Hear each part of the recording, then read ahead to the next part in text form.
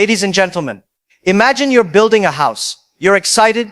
You've got the land, the dream, the blueprint in your head. And then you hire a builder who looks at every crooked wall and says, perfect.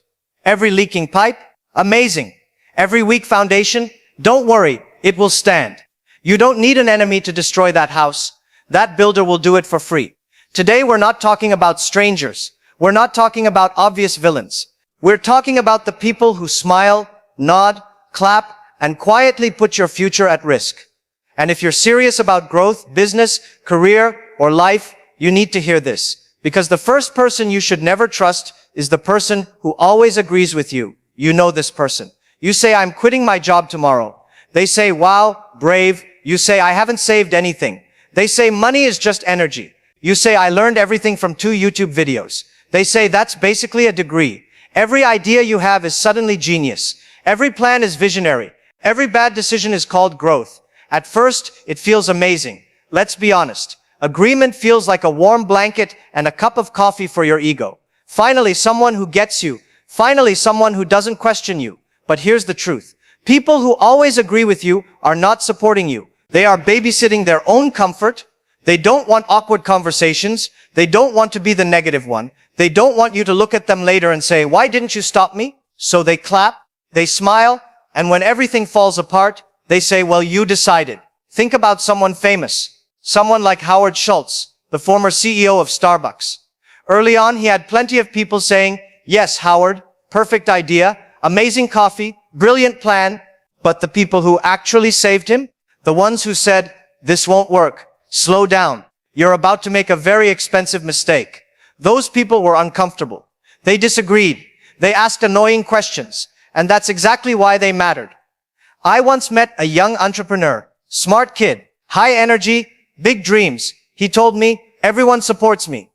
I asked, even when your idea sounds crazy? He said, of course, everyone is on board. I smiled, not because he was wrong, but because I've seen this movie before. When everyone supports you, it usually means no one is thinking. It means no one is checking the math. It means no one is brave enough to say, this is a bad idea. Look around your own life. The coworker who agrees in meetings but vanishes when results are due. The friend who supports every bad habit because if you improve, they'll feel exposed. The family member who says, just be happy, but never asks, are you building anything? And here's the real danger. Over time, these people train you to trust your first thought instead of your best thought. You stop thinking, you stop checking, you stop growing. You end up in a room full of yes men and no progress. Let me say this clearly and slowly. If everyone around you agrees with you, you are not leading. You are being entertained. So the next time someone disagrees with you, don't get angry. Don't say, you don't believe in me. Instead, ask, are you seeing something I'm missing?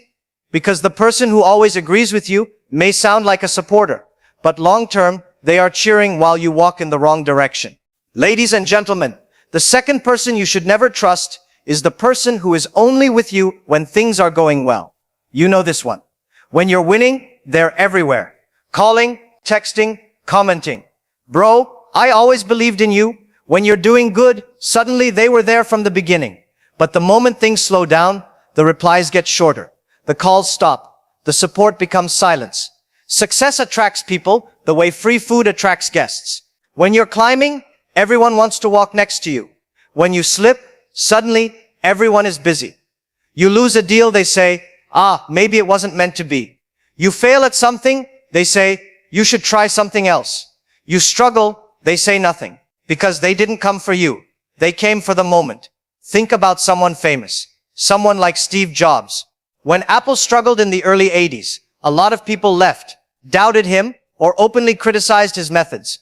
But the few who stayed, who believed in the vision and not the applause, they were the ones who helped Apple survive and later dominate the world. Think about life like weather. Sunny days bring crowds. Rain shows you who actually owns an umbrella. Many famous people talk about this. When success arrived, the room was full. When failure hit, the room was empty, but clearer. I once saw this up close. A guy called Liam, I knew, built something big, very fast. Suddenly, he had friends he'd never seen before. Advice everywhere, support everywhere. Then one bad year hit. One setback. And just like that, no calls, no advice, no bro. Not because he changed, but because the benefits disappeared. These people don't betray you loudly. They leave quietly. They don't say, I'm using you. They just vanish when there's nothing to gain.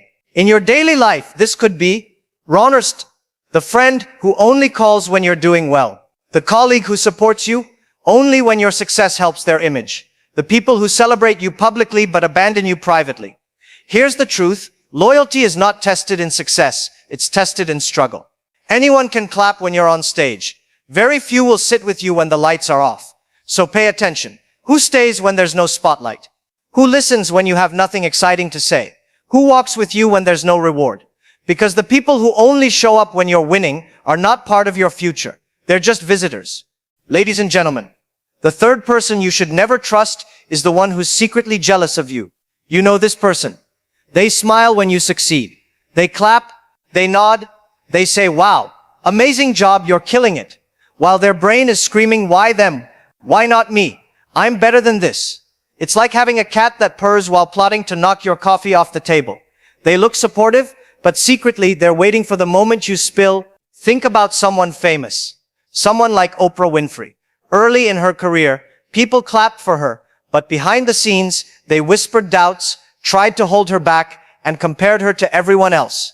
The people who really helped her, the ones genuinely happy for her success, not the ones smiling while rolling their eyes. In real life, it's everywhere. That coworker who says, congrats on your promotion, but somehow makes it sound like their idea should have been promoted instead. The friend who posts a clapping emoji under your Instagram success story, then texts everyone else, can you believe they actually did that? The cousin at family dinners who says, wow, you're doing great, then spends the night comparing your life to theirs. I once saw a young entrepreneur excitedly show his progress to a friend. The friend smiled, nodded, said, you're amazing. 10 minutes later, the friend told another group, let's see how long this lasts. The kid was shocked, not because his friend didn't like him, but because the friend pretended to like him. Jealousy is sneaky. It doesn't yell, it doesn't argue, it quietly drains your energy, plants doubt, and makes you question if anyone is really on your side. Here's the rule. A real supporter celebrates without sarcasm. A real supporter helps without competition. A real supporter doesn't whisper, I could do better, while clapping at your win. So if someone always smiles at your wins, but somehow manages to make it about them anyway, keep your distance and maybe hide your coffee, your ideas, and your ambition. Ladies and gentlemen, the fourth person you should never trust is the one who can't keep their mouth shut. The gossip. You know this one immediately. They hear a tiny thing about you, maybe nothing at all, and suddenly the whole world knows, except you. They smile while telling your story, like it's helpful advice, but really it's like giving a toddler a megaphone and letting them broadcast your life. Think about someone famous, someone like Mark Zuckerberg. When Facebook was growing, every small mistake, rumor, or leak could spiral into PR disasters. The ones who succeeded weren't the ones who whispered secrets for fun. They were the people who kept confidence, respected the mission, and didn't stir drama. Now in real life, it's hilarious and tragic how obvious it is. The coworker who shares news about your project and suddenly it's everywhere, with mistakes you didn't make. The friend who tells everyone about your personal life, your breakup, or your side hustle, but says, I'm just helping. The family member at dinners who whispers advice about your choices, then everyone is suddenly judging you. I once saw a young entrepreneur thrilled about landing a big client. He excitedly told a trusted friend. By the next day, the whole industry knew, and he hadn't even signed the contract yet. The friend smiled and said, I just thought people should know, you're welcome. Welcome to chaos. Here's the truth. Gossip doesn't just waste time, it can destroy opportunities. It turns your wins into rumors, your plans into jokes, and your life into everyone else's entertainment. A real supporter keeps your secrets. A real supporter talks about solutions, not stories. A real supporter never turns your life into someone else's drama. So if someone is always sharing, advising, or telling everyone because they care, watch closely. Ladies and gentlemen, the fifth person you should never trust is the excuse maker. You know this person, always tired, always unlucky. Life is never fair to them. Every small setback is a massive catastrophe. Every challenge is impossible. At first you feel sympathy. Poor thing, life really is hard for them. But stay close long enough and suddenly their excuses start sounding reasonable. Before you know it, you're questioning your own decisions, your own energy, your own drive, and they haven't done a single thing to actually move forward. Think about someone famous, someone like Richard Branson. In business, he's talked about the people who always had an excuse ready, why a project failed, why someone couldn't perform. Brilliant teams succeed because they don't buy into excuses. They solve problems. They take responsibility. The excuse makers? They were energy vampires pretending to be part of the mission. Now in real life, they're everywhere. The coworker who always says, I would have finished the project, but the printer broke. My email failed, and Mercury is in retrograde. The friend who is so busy to meet you, but always has time for Netflix or a random snack. The family member who claims life is unfair, but spends hours complaining on Facebook while doing nothing. I once worked with someone who had a brilliant idea. Instead of making it happen, they spent weeks explaining why it couldn't be done, how the market was unfair, the rules were impossible, and the timing was wrong. By the end, the excuses didn't just slow progress, they made everyone else question themselves. And the crazy part? They didn't even realize they were doing it. Here's the truth. Excuses are contagious. Spend enough time around them, and suddenly your own goals start feeling impossible. Energy gets drained. Motivation disappears. Action stalls. A real person takes responsibility. A real person sees obstacles and finds solutions. A real person doesn't build a fortress of excuses around themselves and invite you in. So, if someone is always too tired, too unlucky, or too busy for action, keep your distance. Because they're the fifth type of person you should never trust. Ladies and gentlemen, the sixth person you should never trust is the overly critical one. You know this person. Nothing you do is ever good enough. Every idea is too small. Every plan is too risky. Every achievement, not impressive. At first it feels like advice. Maybe they're right. But after enough time, their criticism doesn't motivate. You start questioning yourself. Your confidence slowly leaks out like water from a leaky faucet, and they smile as if they're helping. Think about someone famous, someone like J.K. Rowling. Even she has talked about the endless critics before Harry Potter became a global success. Many people told her stories wouldn't work, that it wasn't original enough, that she should give up. The difference? She ignored the critics who only pointed out problems without offering solutions, and found the ones who genuinely wanted to help. In real life, this person shows up everywhere. The coworker who always points out what's wrong in your presentation, but never suggests how to fix it. The friend who critiques your outfit, your project, your idea, your life, like it's their full-time job.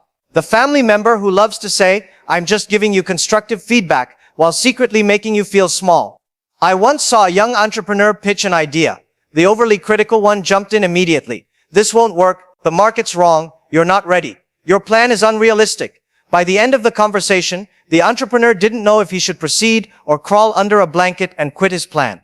Here's the truth. Criticism without support is poison disguised as advice. It drains your energy. It slows your action. It makes you doubt the things you are already sure about. A real supporter points out risks and then helps you solve them. A real supporter challenges ideas without challenging your worth. A real supporter lifts you rather than clipping your wings. So if someone is always negative, always pointing out flaws, always helping with criticism, watch out. Ladies and gentlemen, the seventh person you should never trust is the comfort keeper. This person doesn't hate you. They don't fight you. They just want you to stay comfortable. You say, I want to work on myself tonight. They say, bro, come on, let's just watch Netflix. You say, I need to focus this weekend. They say, relax, there's a party. One night won't hurt. You say, I'm trying to change my life. They say, chill, you're doing too much. They don't tell you to fail. They tell you to delay. Just one episode. Just one coffee. Just one night. And somehow, one night becomes 1 year. Think about someone famous. Someone like Kobe Bryant. While others were sleeping, relaxing, partying, he was working. Not because he hated fun, but because he understood timing. Most people want comfort now and regret later. A few choose discomfort now and freedom later. In real life, the comfort keeper looks like this. The friend who calls every time you sit down to work. The coworker who says, why are you stressing? Let's go out. The family member who says, you can do it tomorrow. They're not evil. They're just addicted to comfort and they want company. I once saw someone with crazy potential. Every time they tried to focus, someone pulled them away. Netflix, parties, late nights, memories. Years passed. Nothing changed. Here's the truth. Comfort is expensive. It charges interest. And you always pay later. A real supporter will say, finish the work first. Skip the party. Do what others won't. So be careful around people who invite you to relax every time you're about to grow. Because the comfort keeper won't ruin your life in one day. They'll do it slowly, one episode at a time. Thank you for listening, and don't forget to like and subscribe, my friends.